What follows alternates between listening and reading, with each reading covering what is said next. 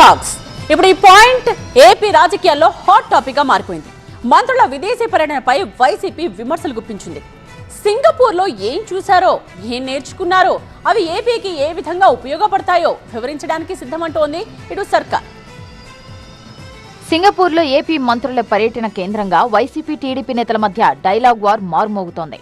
వ్యవసాయం లేని చోట వ్యవసాయ శాఖ మంత్రి వెళ్ళి నేర్చుకొస్తాడు. అక్కడికి వెళ్ళి సింగపూర్లో వ్యవసాయమే లేదు, వ్యవసాయం నేర్చుకొస్తారు. అక్కడికి వెళ్ళి కోఆపరేటివ్ డిపార్ట్మెంట్ లేదా?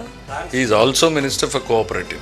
No, he is also minister for cooperative. They are one of the best cooperative mechanisms. ఇక నిధులు, అభివృద్ధి, అధ్యయనంపై సెటైర్లు, కౌంటర్లు మరో లెవెల్.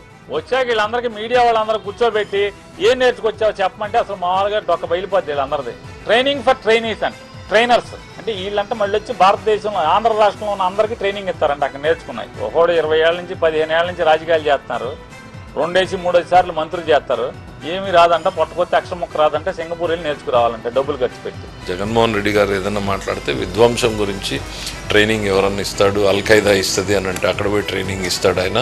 లేకపోతే అది అక్కడ మెక్సికోలో అనేవాడిని చూసాం కదా సార్. సో అట్లాంటి వాళ్ళ దగ్గర ట్రైనింగ్ పంపిస్తాడు. చంద్రబాబు గారికి ఆయనకి తేడా అదే.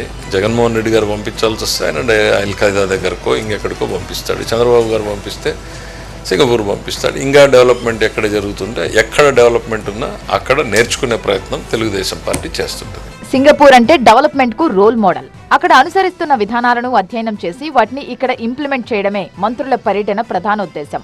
ఆ మేరకు మంత్రులు రిపోర్టు కూడా సిద్ధం చేస్తున్నారు అన్నది సర్కార్ వారి మాట.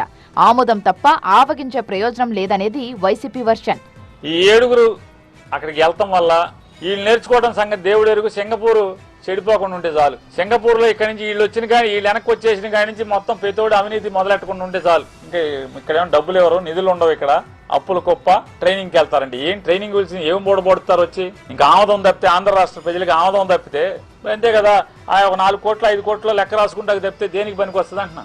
వాళ్ళు ఎవరు అక్కడ రిలాక్స్ అవ్వడానికో ఇంకో రకంగా కాదు.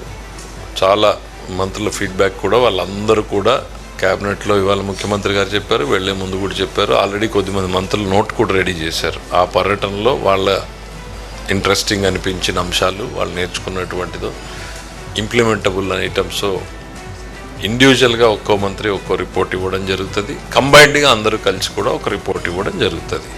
ఆల్రెడీ 1-2 మంత్రులు అయితే వాళ్ళ రిపోర్ట్ని కూడా రెడీ చేసేసారు.